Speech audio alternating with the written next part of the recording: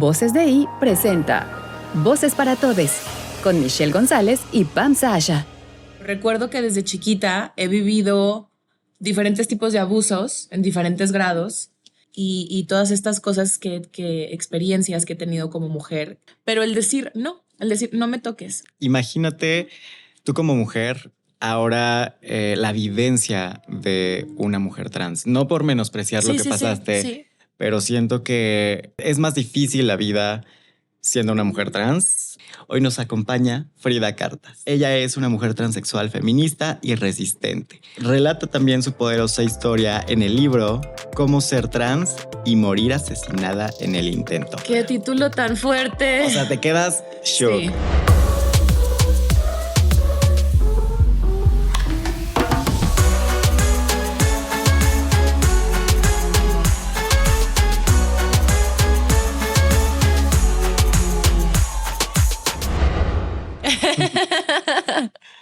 Bienvenida, Frida. Muchas gracias, buenas tardes. Días. Noches puede ser. No se sabe, todo es un misterio. Muchas gracias por estar aquí. Gracias a ustedes por invitarme. Muchas gracias. Te invitamos porque queremos adentrarnos en lo que es Frida Cartas. Platícanos un poco de quién era, quién es y hacia dónde va Frida Cartas. Pues yo soy una mujer trans del estado de Sinaloa que radica en la Ciudad de México desde hace 15 años y siempre digo que soy la misma persona. La única situación era que no me veía como me veo ahora.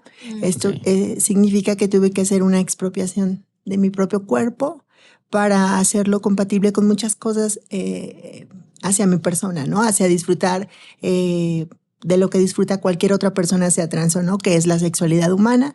Entonces, pues básicamente esa es como lo que siempre menciono. La misma persona, solamente que no se veía como se ve ahora.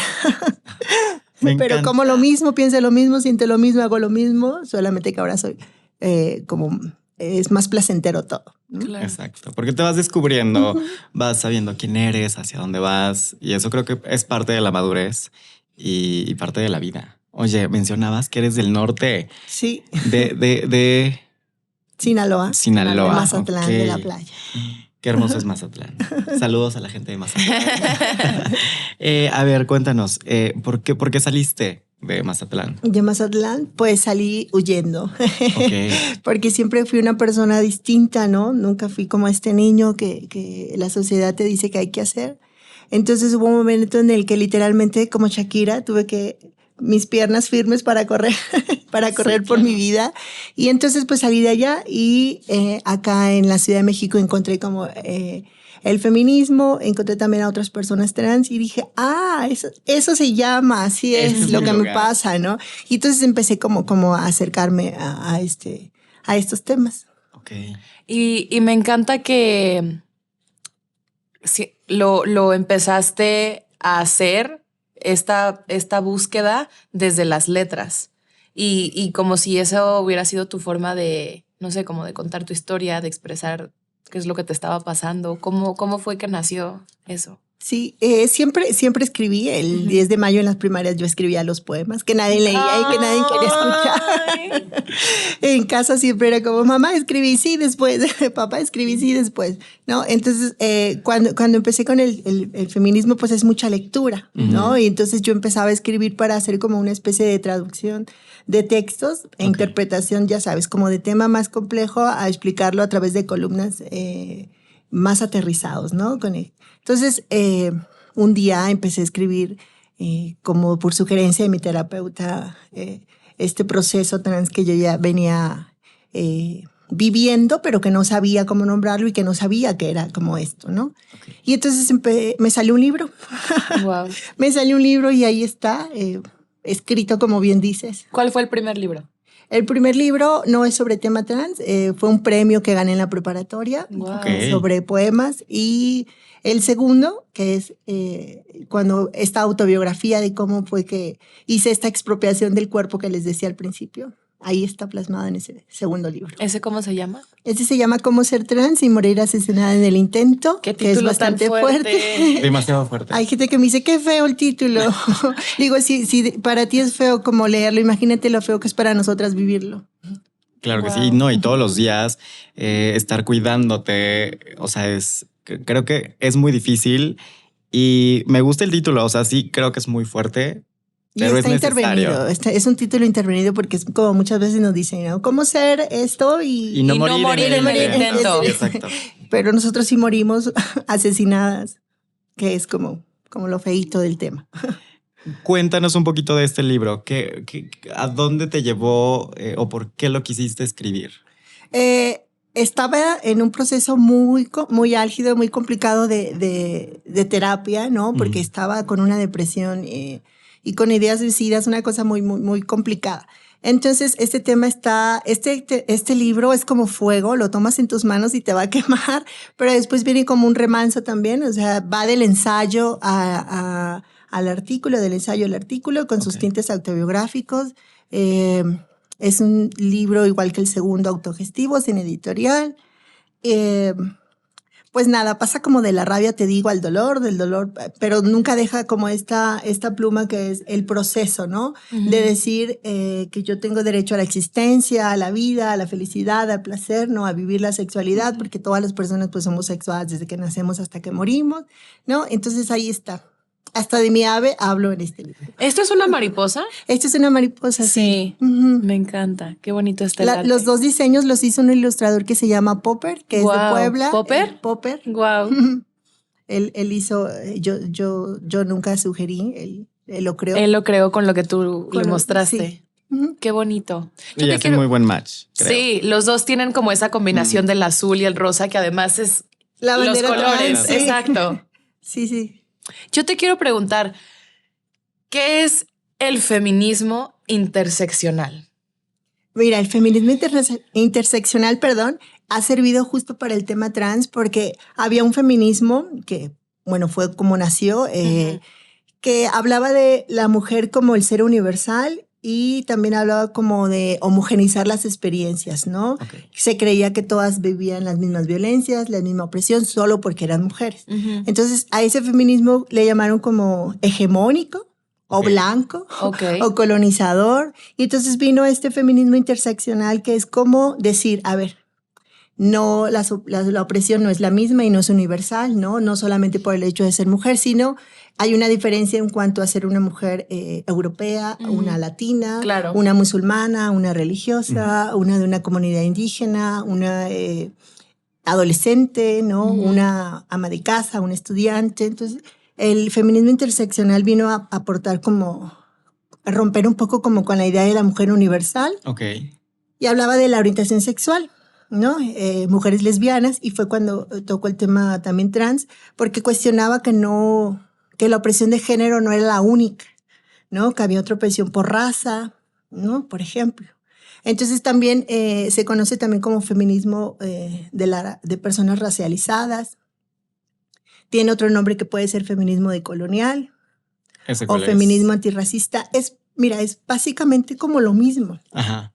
Hay una autora que se llama Yuderquis Espinosa que ella cuestiona como esto. Dice que el feminismo interseccional es como muy reciente, pero que no es tan reciente porque ya existía. Ella dice que ya existía el feminismo antirracista antes, ¿no? Y que ya existía el feminismo decolonial antes. Pero por un asunto de racismo en el mundo, seguimos sin reconocer como que las personas afrodescendientes ya tenían una teoría o una cultura o una praxis feminista. Entonces ella dice que cuando salió este boom del feminismo interseccional, ella decía, ya lo venimos diciendo desde hace 2 décadas, ¿no? Pero nos siguen negando como por una especie de racismo naturalizado, o sea, nos siguen callando, siguen pensando que nuestro feminismo decolonial, no dice lo mismo, no tiene que aportar. Y entonces, pues como vino este feminismo interseccional, quedaron un poco como otra vez hechas a un lado, digamos, ¿no? Pero es básicamente lo mismo, el decolonial, el antirracista y el interseccional es muy parecido, pues. ¿Y el interseccional desde dónde crees que nace o cuándo parte de a esta comunidad? Te decía que es cuando el otro feminismo que era el hegemónico, bueno, que es, porque sigue existiendo, solamente concibe una forma de ser mujer que es a través de este género binario y a través de esta universalización de la opresión, ¿no? Okay. Y entonces aquí no, aquí habla de las mujeres migrantes, trabajadoras sexuales, trans, travestis, racializadas, comunidades indígenas, incluso habla de las que no quieren ser mujeres, ¿no? De las que no están en la dicotomía, como las personas no binarias o las lesbianas. Hay lesbianas que radicalmente dicen, las lesbianas somos lesbianas, punto, no somos mujeres ni hombres, ¿no? Wow. Y tampoco se dicen personas no binarias, o sea, ¿no? Hay como una ruptura. Entonces, es una ruptura pues teórica, epistémica, que tiene que ver con nuestro continente. Por eso también les decía que por eso está muy relacionado con el feminismo decolonial, porque tiene que ver con nuestro continente. Nació en América Latina, es de América, el feminismo interseccional es de América, el otro es europeo. Okay. Frida, ¿qué significa ser una mujer trans en Latinoamérica? Ahorita que estás tocando este tema de Latinoamérica. ¡Ay, qué complicado! Tenemos tiempo. Sí. Mira, ser una mujer trans, definir una mujer trans es muy complicado, ¿no? Porque hay demasiados prejuicios desde los académicos, teóricos, de todo tipo. Entonces, a mí siempre me gusta decir, tratando de ser un poco más aterrizada, que ser una mujer trans es no ser una mujer como el resto de la sociedad dice que hay que ser. En el activismo trans hay una palabra que es cis para decir nosotras somos trans, el resto es cis, ¿no? Cis, ¿no? Ok.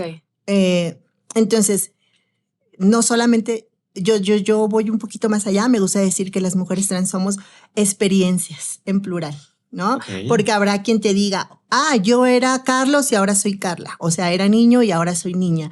Habrá quien te diga, yo soy una persona que transicionó, ¿no? Habrá quien te diga, yo soy una mujer trans porque siempre me sentí mujer. O habrá quien te diga, yo soy una mujer trans porque, como yo te dije al principio, expropié mi cuerpo. Entonces, todas son experiencias en plural. Entonces, para mí no hay una definición tal de cómo ser mujer trans. Es más fácil decir, ser una mujer trans es no ser una mujer cis, no ser una mujer como el resto. Y entonces aquí hay un cúmulo de experiencias y hay un cúmulo de corporalidades, perdón. Y ahora tu pregunta es, ¿qué es ser una mujer trans en Latinoamérica? Creo que eso nos azota como a muchas mujeres en el feminismo, ¿no? Que no nos identificamos con estas mujeres europeas que pues ganan 500 euros, ¿verdad? Al mes, cuando el salario mínimo en México está en menos de 200 bajo, pesos. Sí. Claro. Entonces, pues igual las mujeres en Latinoamérica, las mujeres trans en Latinoamérica no tenemos acceso a la educación, por ejemplo, ¿no? Si cada 10 personas de 100 que entran a primaria terminan la universidad, de esas 10 te puedo decir que habrá una mujer trans como yo que puede llegar a la universidad, ¿no? Tampoco tenemos derecho a la salud, ¿no? Aquí en la Ciudad de México sí, porque está una clínica integral de atención a personas trans, pero es muy feo lo que voy a decir, pero si hay una fila de la justicia, muchas trans son las últimas formadas, pero la mayoría ni siquiera tienen un lugar en la fila, porque ni siquiera saben que hay una fila de la justicia, ¿no? Están resistiendo, están sobreviviendo. También México es el segundo país después de Brasil en asesinatos de mujeres trans, ¿no? Entonces, ser una mujer trans en Latinoamérica creo que es sobrevivir, resistir, correr por tu vida, ¿no? Siempre estar cuidándote las espaldas. Creo que justo me rodeo de mi comunidad y de muchas mujeres trans que la pasan muy mal y veo sus experiencias y me las cuentan. Es muy difícil como mujer y mujer trans. Creo que ustedes lo saben perfectamente. Estar en Latinoamérica con estos altos índices de violencia, de muertes, es terrible. Y de precarización, te decía, de precarización sobre todo. Creo que eso nos hace muy semejantes al resto de las personas, sean o no sean trans. Hace poco me preguntaban, ¿cómo podemos, no? O sea, ¿cómo podemos hacer casi me preguntaron, ¿cómo podemos hacer las personas normales para apoyar? Entonces yo les decía, mira, nosotros también somos normales. No somos muy distintos de ustedes. ¿Qué es lo que más tú quisieras? Tener derecho a la vivienda, ¿no? O sea, no estar como pagando renta, tener tu casa, tener trabajo, tener un salario justo tener acceso a la educación, que son como los 3 derechos humanos básicos universales para todo mundo. Claro. Bueno, nosotras estamos todavía más atrás, más atrás, más atrás, más atrás. Y yo te apuesto que si vamos y les preguntamos a las mujeres trans que trabajan haciendo trabajo sexual en Tlalpan o a las que no han podido acceder a la universidad, vamos y les preguntamos qué quieren, estoy casi segura, puedo apostar a mi avecita, puedo apostar que no te van a decir que quieren estar en las Olimpiadas, como está el tema mediáticamente. No te van a decir, yo quiero ser modelo de Victoria's Secret. Te van a decir que quieren trabajo, que quieren techo, que quieren comida. Entonces, eso nos hace muy semejantes y muy iguales al resto de todas las personas en el mundo. Queremos derechos humanos. Que quieren seguridad Una vida también. digna. Sí, calidad de vida y una vida digna, sí, tal cual. Oye, mencionabas tu avecita. Sí, yo le iba a preguntar.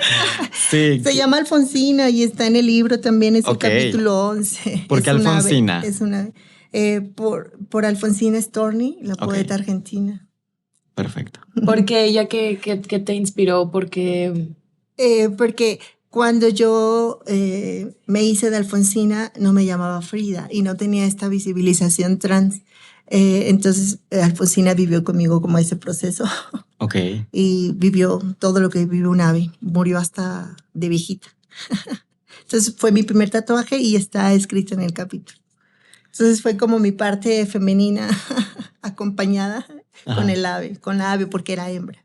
No, y aparte qué fuerte, o sea, justo como hacerla crecer, dejarla morir, dejar ese capítulo atrás.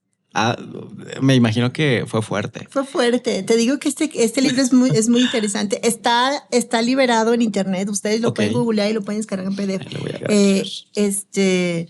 Hay gente que el capítulo de Alfonsina siempre lo menciona como que es la parte más amorosa de ese libro, porque Ok. la otra es muy rabiosa o la otra es muy dolorosa. Sí. Pero esta es la parte más amorosa del libro. qué bonito.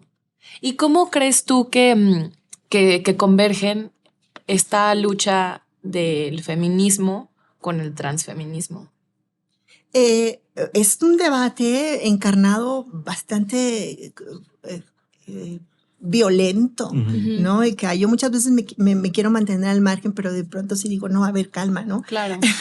Sí, te decía que el hecho de definir, ¿no?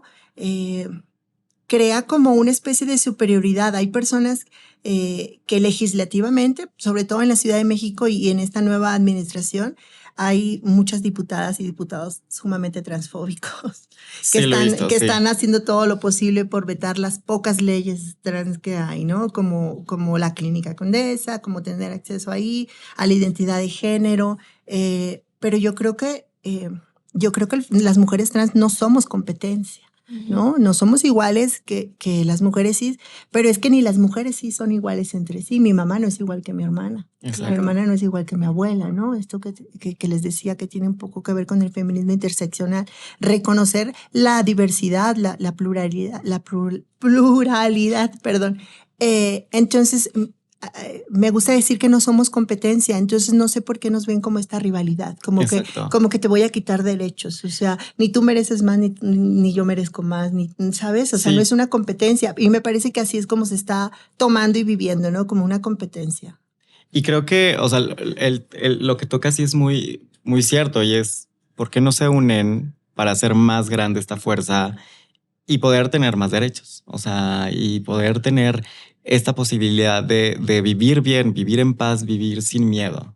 Pues hay muchos grupos feministas que sí son aliados de las mujeres trans. Hay muchos que de plano sí son muy excluyentes y te dicen, Pero ¿cuál es tú no su- eres mujer, ¿no? O sea, ¿cuál es su narrativa? ¿Cuál es como su posición, su postura? Que están definiendo a la mujer a través de cromosomas y a través de sexo biológico. Eso es como de entrada, ¿no? Hay quien te dice, las mujeres sufrimos opresión por nuestro sexo biológico.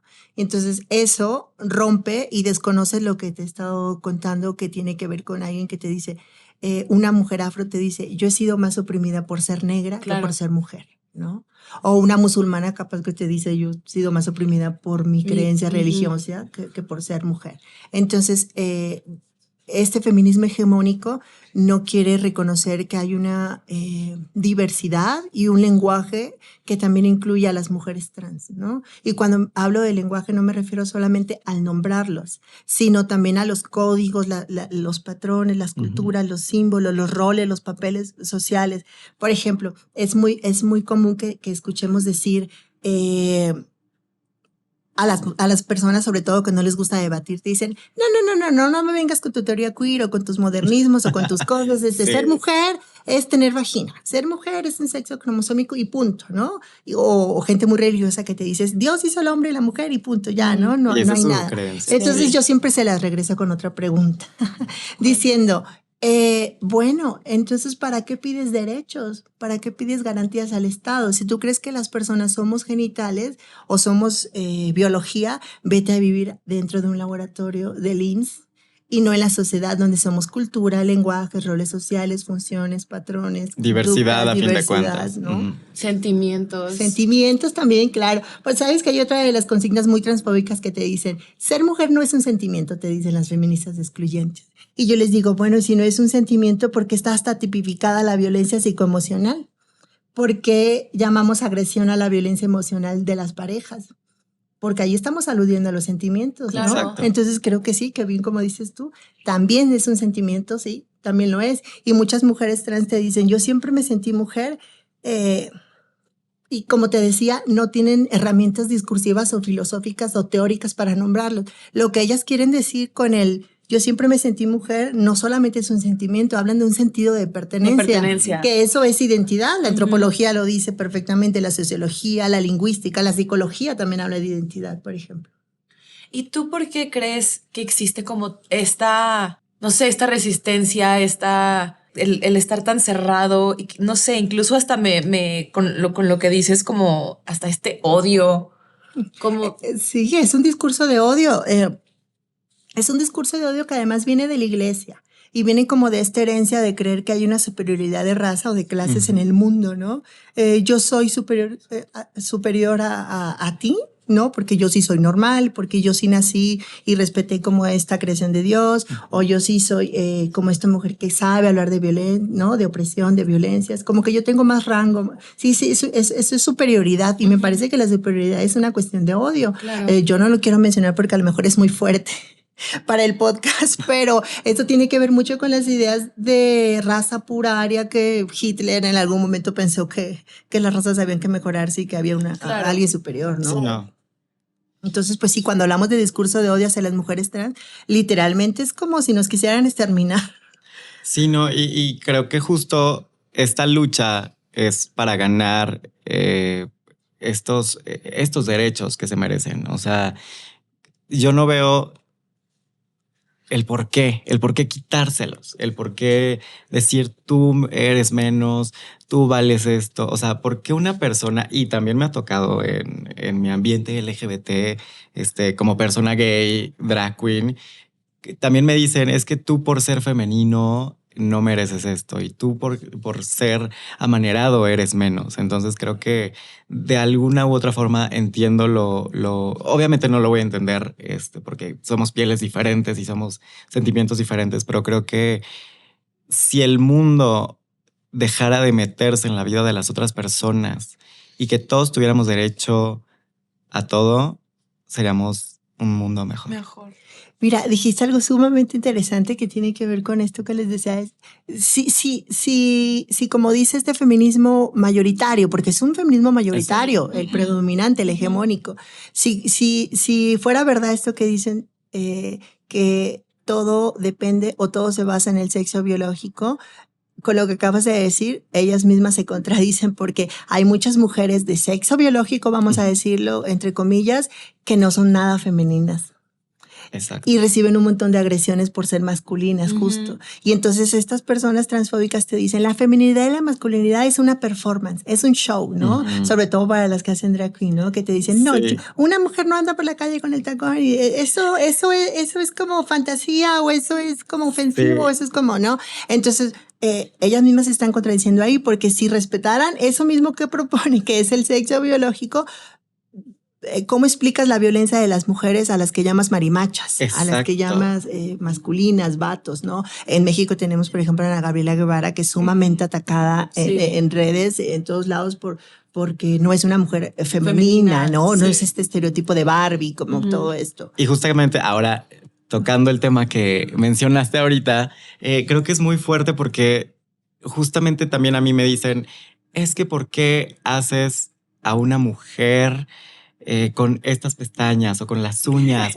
Las mujeres vamos más allá de eso. Y es como les digo, no, o sea, el ser drag es crear un personaje y yo creé este personaje a mi manera. Tú puedes crear el tuyo, tú también. O sea, creo que la gente ahí en casita puede crear su personaje drag y puede ser, no sé, si quieres un alien, si quieres un ser mitológico. Hoy me puedo maquillar así, mañana la cara de azul, ¿sabes? Es cada quien va inventando y va creando su propia vida y es ahí a donde digo, no te tienes que meter con mi vida porque es mía. Claro. ¿Sabes? O sea, yo la vivo a mi manera y listo. Y es tu vida. Y es tu vida. Justo aquí estaba, o sea, ahorita porque estoy como que... Ajá. y aquí dice, nunca bastó pintarnos los labios de rojo carmín o ponernos una falda para asumirnos mujeres. Nacimos mujeres y nos hicimos justicia a nosotras mismas. Nuestra postura no es un ir y venir entre el bilé y el bigote. Es una postura clara de batalla y autogestión afectiva. Sí, Lía escribió ese prólogo y cuando lo escribió lo comentábamos y cuando dice, es que las mujeres son biológicas. Bueno, yo soy una mujer trans y que soy hecha de cartón. Yo también soy biológica, claro. o sea, Exacto. también tengo biología en mi cuerpo, perdón, o sea, no estoy hecha de polímero. ¿Quién es Lía García? Lía García es una artista plástica mexicana, es una chica trans también. Ok. Y tú aquí, o sea, por ejemplo, con tu comunidad, ¿qué es para ustedes lo que en un mundo ideal donde si pudiéramos hacer como cambios radicales y que realmente funcionaran, que realmente sucedieran, ¿qué serían esos cambios que hacen falta y que ustedes están esperando, anhelando? Pues mira, escuchamos mucho hablar siempre del término de la libertad de expresión, ¿no? Las personas transfóbicas dicen, yo tengo derecho a la libertad de expresión y puedo decir que tú no eres mujer y puedo decir que no mereces, ¿no? Exacto. Entonces yo siempre les digo, bueno, si vas a hablar de libertad de expresión, quizás deberías entender de qué va, porque vamos de acuerdo. Tú puedes seguir pensando ahí en tu casa que yo soy un señor disfrazado de mujer, que nunca voy a ser mujer, que la biología, sí, lo puedes seguir pensando en tu cena navideña, en tu pedida de mano, exacto, en tu casa. Pero es que el asunto está que no se quedan ahí. El asunto está que salen a la calle a boicotear los derechos de las personas trans. El asunto está que ponen dinero como empresas para frenar leyes, por ejemplo. El asunto está que no solamente tienen libertad de expresión y lo piensan, claro, ¿no? Lo comentan. Sí, porque si lo quieres pensar, mira, tú no eres ni mi amigo ni mi amiga, ¿no? Piénsalo allá panista en tu casa, piénsalo allá como transfóbica en tu casa y a mí como que hago como que, ¿no? Pero el asunto está que no se quedan ahí, que esa supuesta libertad de expresión se convierte en acciones desde en la academia, en la calle, en la política, que están buscando, como les decía, exterminar a las personas trans, ¿no? Boicotearlas. Exacto. No solo de la existencia, sino es tal el odio que ni siquiera las quisieran ver en la calle, ¿no? Y sí he visto mucho el odio y te digo, convivo con muchas personas, están a mi alrededor y veo su sufrir, veo como lo que pasan y lo que les acontece y es muy duro y es muy fuerte. Ahora quiero tocar... Ya hablamos de lo feo, pero, por ejemplo, quiero que me digas el año pasado y este año, ¿qué cosas positivas en la comunidad trans has visto que ha mejorado y qué ha avanzado? Pues creo que hay más organización ahora que siempre, cuando hay algo ya hay una reacción, una respuesta inmediata, ya hay una organización inmediata. O sea, ahora se toma más la calle, ¿no? Okay. Ahora sí es más visible. El uso de las redes también ha masificado como esta protesta virtual, esta presencia virtual, ¿no? Que es sumamente importante. Bueno, en el país no sé, creo que son 12 o 14 estados los que ya tienen el reconocimiento para el cambio de género en el acta de nacimiento. Eso es muy importante, ¿no? No lo es todo, porque, por ejemplo, yo tengo un acta de nacimiento con el nombre de Frida Bautista Cartas, pero no tengo un título universitario con él. ¿No? Pues ahí le borras y tú le pones. Otra pelea, ¿no? Tú le borras y le pones tú ahí. Pero creo tienes tu que título. eso, creo que si rescatamos justo que ahora hay una respuesta inmediata y más organizada. Ok. ¿Y qué viene para un futuro? ¿O qué has escuchado allá afuera? ¿Qué has visto? Pues el futuro ya está aquí y eso incluye que como personas adultas ya estamos dejando el adultocentrismo a un lado y estamos hablando que también hay personas trans menores de edad, ¿no? O sea que ya hay infancias y adolescencias, que es justo el segundo libro que hice. Okay. Este está muy bonito. Si les dije que iba del dolor y la rabia al amor, no, este es puro amor y pura risas. Dices. Este es pura risas y puro... Okay. Y es como un homenaje a mi mamá. No. ¿Por qué? Háblanos un poquito de este libro. Pues porque justo hablo de mi identidad trans en la infancia y en la adolescencia. Y pues ahí la cuidadora era mi mamá, ¿no? Okay. Entonces la heroína de ese libro es mi mamá, que siempre me protegió como de este bullying, ¿no? De este escarnio, de esta violencia de mi papá también, ¿no? Hacia mí. Sí, ¿no? Entonces ahí siempre rescato como esto que decía mi mamá, por ejemplo, nunca solía decir, o sea, porque se daba cuenta que todo el mundo me lo decía, pareces niña, ¿no? Eres niña hablando como niña, caminas como niña, bla, bla, bla. Porque, pero además no te lo dicen como para lastimarte, sí, ¿no? Claro. Y una crece y dice, oye, pues no es vergonzoso ser mujer, ¿no? Sí, o pero simplemente pero a esa edad sí lo vives como con dolor, porque te lo están diciendo para lastimarte, ¿no? Y creo que también como sociedad debemos de cambiar un poco las frases o estas cosas. Simplemente el corres como niña. Es ¿por qué? O sea, ¿por qué esa palabra? ¿Sabes? Sí, entonces, es despectivo. Es despectivo. Sí, porque lleva la intención de lastimarte. Exacto. O entre hombres, cuando te dicen, no, pareces vieja, cabrón, sí, ¿no? Estás llorando como niña. Sí. Ese tipo de cosas, totalmente. Qué fuerte. Y aquí me sorprende les voy a leer un poco. Dice, acuérdate de todas las cosas que te platiqué. Tú sabes muchas más cosas que las niñas de tu edad. Y si te tienes que defender de alguien, de quien sea, échale fuego, mija, como gata panza para arriba. ¿Qué significa esto? Este libro son 28 cuentos con una mirada infantil, justo porque yo lo que hice con ese libro no fue aportar nada desde la Frida adulta, sino tratar de recordar a la Frida niña y la Frida adolescente, y entonces solamente el puente entre la pluma. Y entonces es algo muy conocido que las mujeres trans somos muy agresivas, ¿no? Es muy conocido, ¿no? Uh-huh.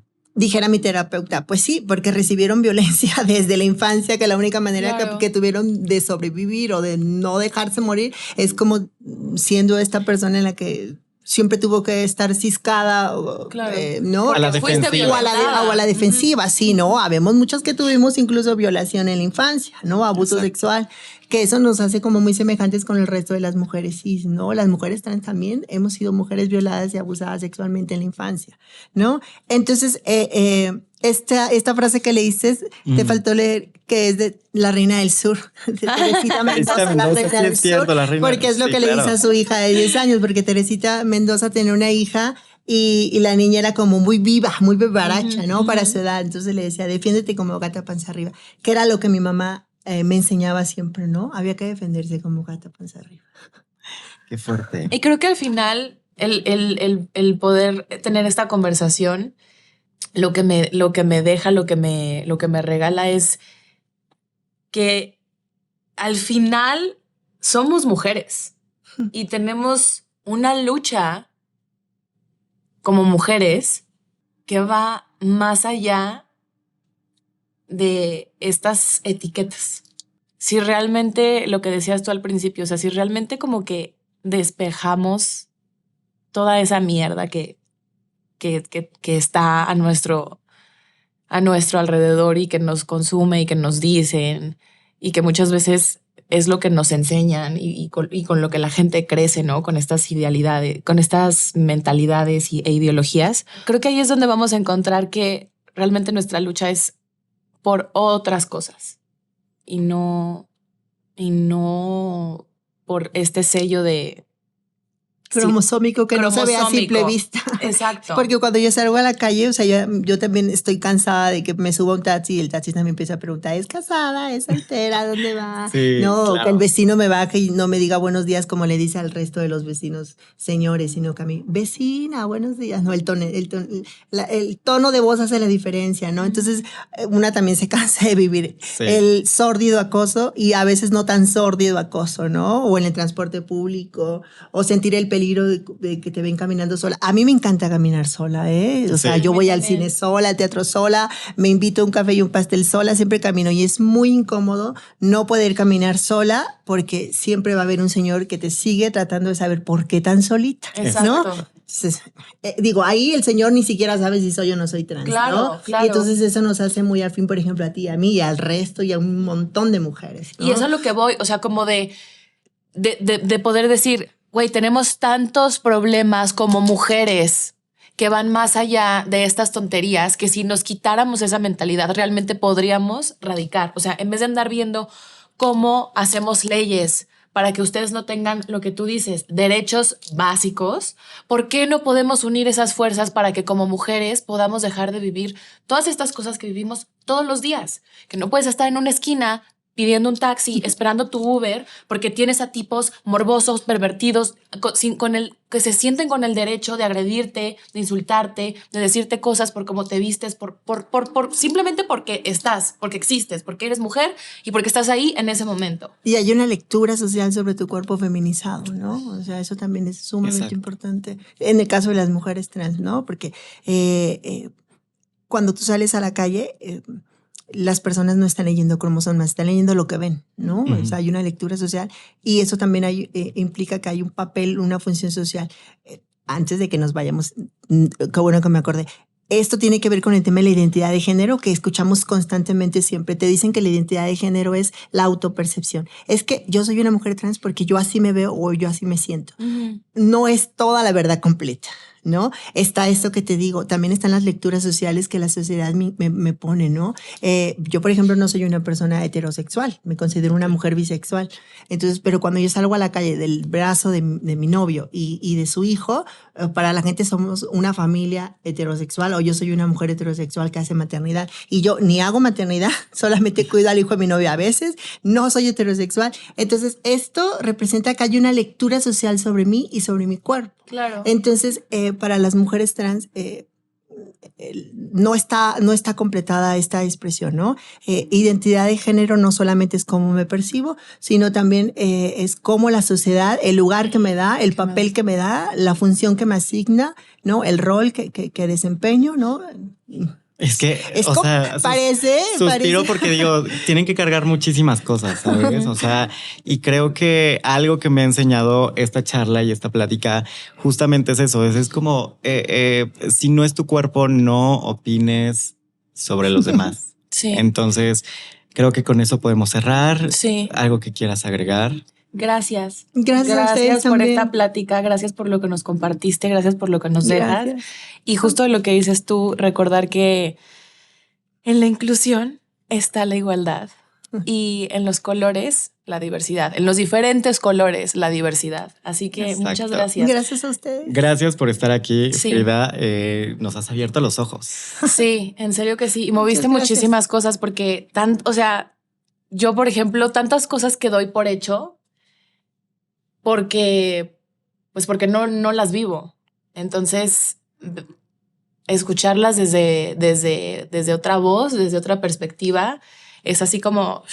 Y esperamos que eso sea lo que la gente que esté escuchando esto se lleve. O sea, como que poco a poco irte quitando esa vela y esas telarañas tan tontas que nos ha enseñado la sociedad por tanto tiempo.